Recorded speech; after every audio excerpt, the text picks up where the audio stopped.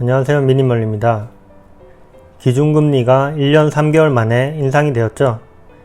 이러한 영향이 부동산 시장엔 어떻게 미칠지 걱정이 됩니다. 시중은행의 대출 규제로 부동산 실수요자들도 걱정이 커지고 있습니다. 대출로 집을 구한 경우는 어떤 영향을 받을까요?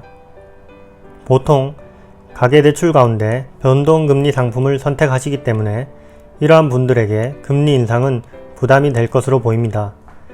기존 내시던 금액보다 더 큰 부담이 따른다는 것입니다.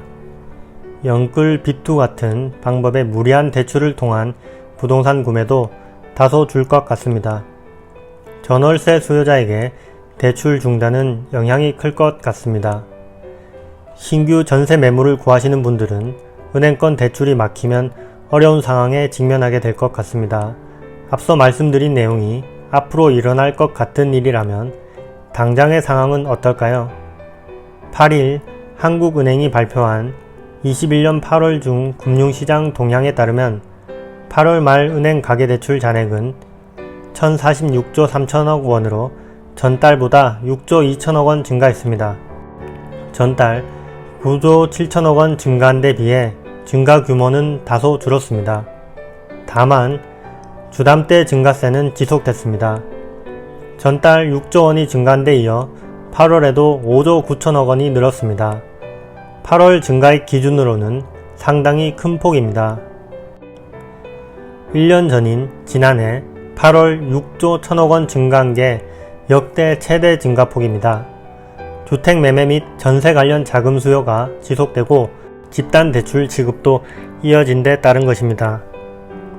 실제 국토교통부와 부동산 114에 따르면 7월 전국 아파트 매매 거래량은 9월 7일 조회 기준 5만 7천호로 전달 5만 3천호보다 증가했습니다.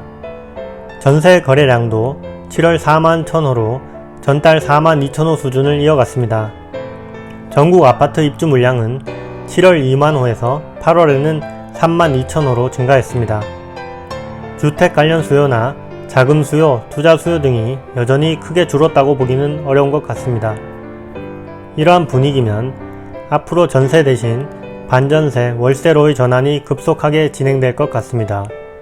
너무 앞서서 걱정하는 것일 수도 있지만 외국처럼 전세 시장이 사라지는 건 아닐지 우려됩니다. 조심스럽게 전체적 흐름으로 전망해 본다면 시중 유동성 축소로 부동산 가격 상승세가 일부 지역에선 다소 주춤해지고 일부 지역에선 집값이 다소 떨어질 수 있을 것 같습니다.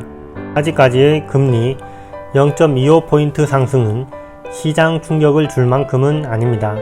하지만 추가 금리 인상이 있다면 그땐 분명 충격을 줄 수 있을 것 같습니다.